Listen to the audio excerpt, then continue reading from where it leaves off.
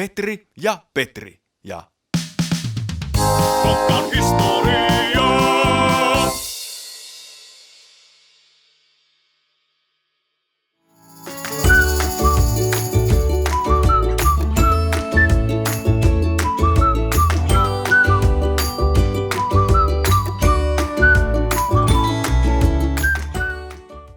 Petri, miten kansanopetus sai alkunsa Kymissä?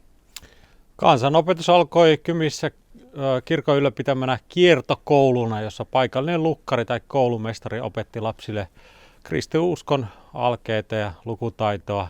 Tämä toiminta jatkoi Kymissä aina 1920-luvulle asti. Varsinainen kunnallinen kansanopetus alkoi ilmeisesti kuitenkin vasta vuoden 1866 kansakouluasetuksen jälkeen, eikö vain? Kyllä, kansakouluasetus velvoitti kaupunkia perustamaan neliluokkaisen kansakoulun ja maalaispitäjätkin saivat harkintansa mukaan perustaa koulun.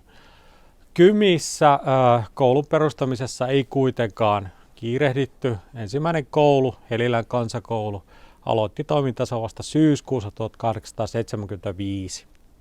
Kymissä ja vuonna 1879 perustetussa Kotkan kaupungissa sahapatronat taisivat kuitenkin perustaa kouluja myös työläisten lapsille 1870- ja 80-luvuilla.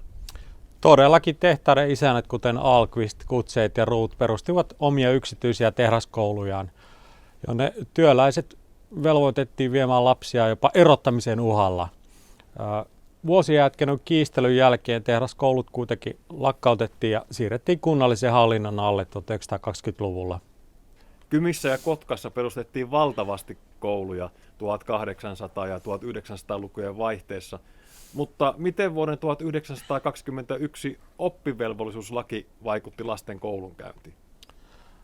Kansakouluaate levisi todellakin Kymissä ja Kotkassa muutamata nopeammin.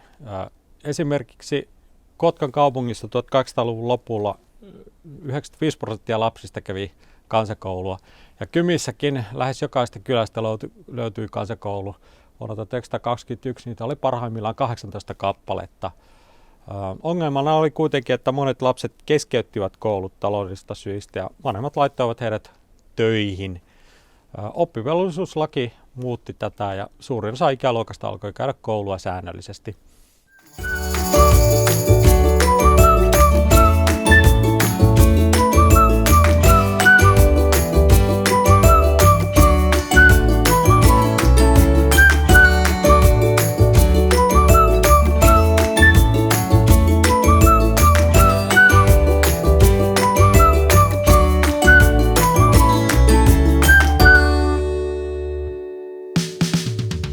Kotkan historia.